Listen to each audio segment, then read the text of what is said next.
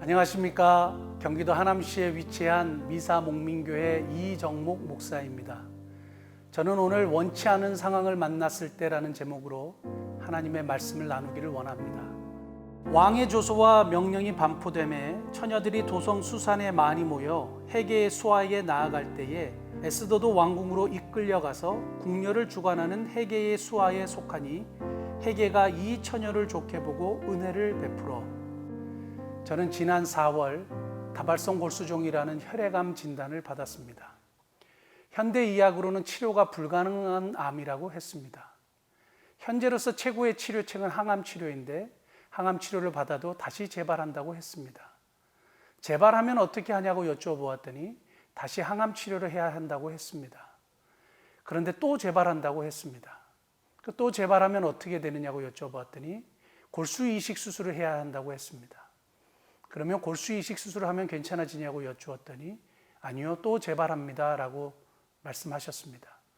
다발성 골수종은 이렇게 재발을 반복하다가 결국에는 죽게 되는 병이라고 말씀하셨습니다.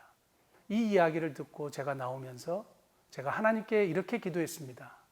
하나님, 제가 예수님을 구주와 주님으로 모시고 사는 한 사람의 하나님의 자녀이고 그리고 한 사람의 목사로서 이러한 문제 앞에서 어떻게 대처해야 할까요? 라고 질문을 했을 때 제일 처음 저의 머리에 떠올랐던 인물이 오늘 본문의 에스더였습니다. 왜냐하면 원치 않는 상황을 만나서 하나님의 뜻을 이룬 인물이었기 때문입니다. 원치 않는 상황을 만났을 때 하나님의 자녀들은 어떻게 해야 할까요? 오늘 본문 8절에 보면 이끌려가서라는 단어가 나옵니다. 원문을 보면 완전히 수동태로 쓰여져 있습니다. 에스더는 자신이 선택해서 미스 페르시아 선발대에 나간 것이 아니었습니다. 구약 성경의 아람어 번역인 탈굼에 보면 모르드게가 에스더를 벽장에 숨겼다고 되어 있습니다. 그런데 결국 발각되어 끌려가게 된 것으로 되어 있는데 에스더는 자신이 원하지 않은 상황을 맞이하게 된 것이죠. 끌려간 상황에서 에스더는 어떻게 처신하였는가? 에스더서에서만 등장하는 유일한 단어가 하나 있습니다. 나사 헤세드 또는 나사 헨입니다. 자신이 적극적으로 노력하고 긍정적으로 행동해서 쟁취하는 은혜를 말합니다. 나사 헨, 적극적으로 노력하는 은혜가 있고 또 다른 단어로는 마차 헨이라는 단어가 등장하는데 자신의 노력 없이 상대의 은혜에 의존해야만 하는 은혜가 있습니다. 근데 오늘 본문 9절을 말씀해 보면 에스더가 적극적인 노력을 통해서 긍정적인 노력을 통해서 얻어진 은혜 나사 헤세드가 등장합니다.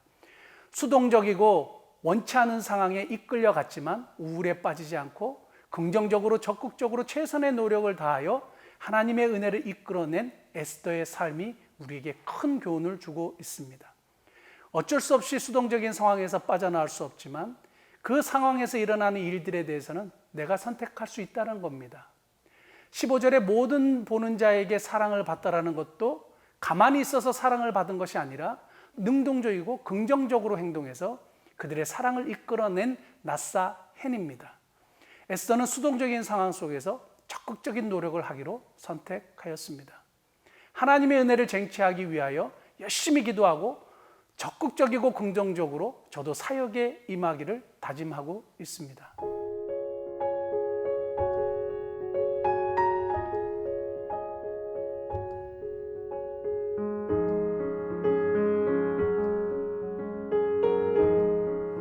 지난 주간에는 필리핀에 다녀왔습니다. 제가 섬기는 미사목민교회와 목민선교회를 통해 세워주신 세 개의 교회를 돌아보고 하나님께서 허락하시면 다른 빈민촌의 교회를 한 곳에 더 세우기를 기도하고 있습니다.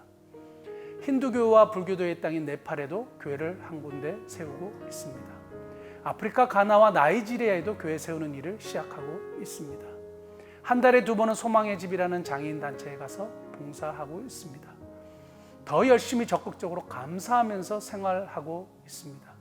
원치 않은 상황을 만났지만 나사 헨, 하나님의 뜻을 이룬 에스더의 삶처럼 우리들도 원치 않는 상황에서 나사 헨, 긍정적이고 적극적인 노력으로 하나님의 은혜를 이끌어내는 복된 삶이 되시기를 예수님의 이름으로 축복합니다.